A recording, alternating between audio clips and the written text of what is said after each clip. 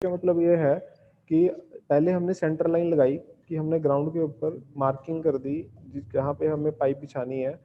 तो उसके बाद हमने क्या किया कि वहाँ पे गड्ढा खोदना शुरू किया, क्योंकि अगर हम एक्सेवेशन करेंगे तो फिर उसी में ही हम जो पाइपलाइन है वो बिछा सकते हैं।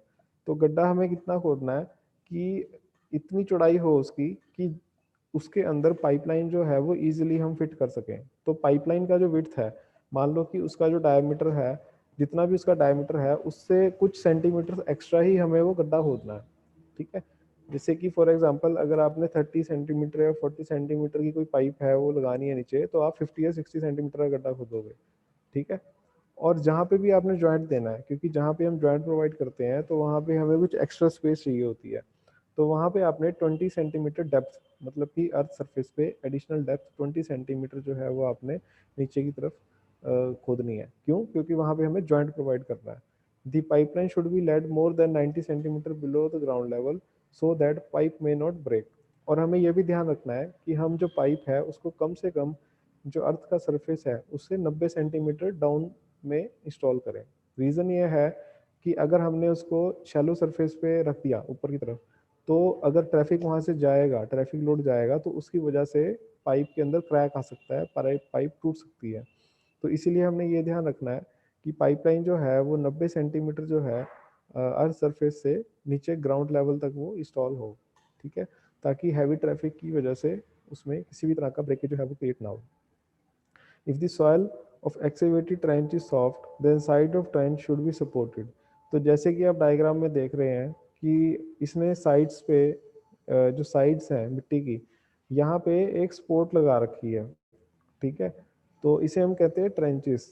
जैसे सपोर्ट इसने लगा रखी है, कोई वुडन बल्लियाँ होगी या फिर फट्टे हो गए जिनकी हेल्प से इसने जो साइड की मिट्टी है यहाँ पे support रखी है। इसका रीज़न क्या है कि जिस एरिया में मिट्टी सॉफ्ट है, मतलब कि जहाँ पे जो है वो ये फट्टा जो है इसको रोक के रखेगा, मिट्टी को उसको डिसलोकेट नहीं होने देगा। तो to prevent the dislocation cell support देते हैं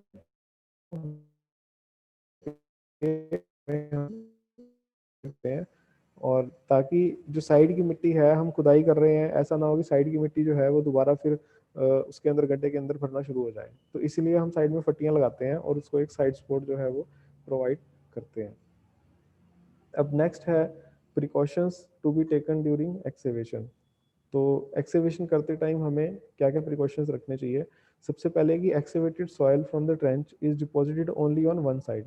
और हमें जो मिट्टी की खुदाई करनी है वो हमें हमेशा एक साइड में ही गिरनी है।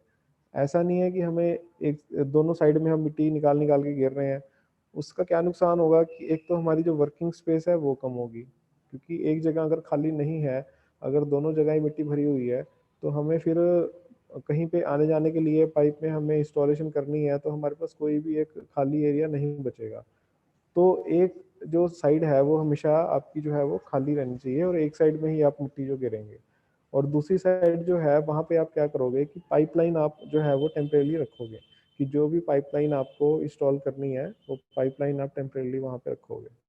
ठीक है, तो एक साइड में मिट्टी गिर रहे हो, एक साइड में आप पाइप्स जो है वो उनको टेम्परेली वहाँ पे रख रहे हो। The drains sewers etcetera should be protected.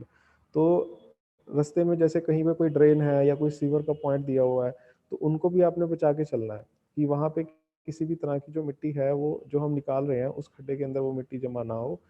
ठीक है, प्रॉपरली जो वो पॉइंट है वो उसको हम सेफ्टी पॉइंट ऑफ व्यू से लेके चल रहे हैं। The pipeline should be stacked on one side of trench. तो देखो ये वही पॉइंट आ गया कि एक साइड में हमने मिट्टी घेरी, तो जो पाइपलाइन है वो हम दूसरी साइड में रखेंगे ताकि पाइप की जो इंस्टॉलेशन है वो इजीली हम कर सकें। The side is other than excavated soil deposit side. तो ये वाली जो साइड है जहाँ पे हम पाइप रख रहे हैं, ये उस साइड से अलग दूसरे वाली साइड होनी चाहिए जहाँ पे हमने मिट्टी घेरी है। Where the excavation is done below the groundwater table, arrangement should be made for pumping of water. तो अगर कोई ऐसा केस है कि जहाँ पे वाटर टेबल जो है वो अर्थ लेवल के काफ़ी नज़दीक है, या फिर हम जो एक्सकेवेशन कर रहे हैं वो इतनी डेप्थ पे कर रहे हैं कि वो वाटर टेबल तक जा रही है, तो वहाँ पे हमें प्रॉपर कोई पंप या फिर इस तरह का कोई इंस्ट्रूमेंट रखना पड़ेगा कि जो कि उसमें पानी इकट्ठा हो रहा है। वाटर टेबल अगर हम वहाँ तक पहुँच गए, एक्सकेवेशन कर दिया, तो पानी वहाँ पे इकट्ठा होना शुरू हो जाएगा। तो फिर ऐसा कोई पंप हमारे पास होना चाहिए, कोई डिवाइस होना चाहिए जिससे हम कॉन्टिन्यूसली जो पानी है उसको वहाँ से फ्लश आउट कर सकें, पानी को जो हम उसको वहाँ से निकाल सकें। The sides of trunk should be properly supported. अगर उसकी जो मिट्टी है साइड वाली वो सॉफ्ट है तो हम साइड्स को प्रॉपरली जो है सपोर्ट करके चलते हैं, ताकि वहाँ पे किसी भी तरह की जो है सॉइल की डिसलोकेशन ना हो।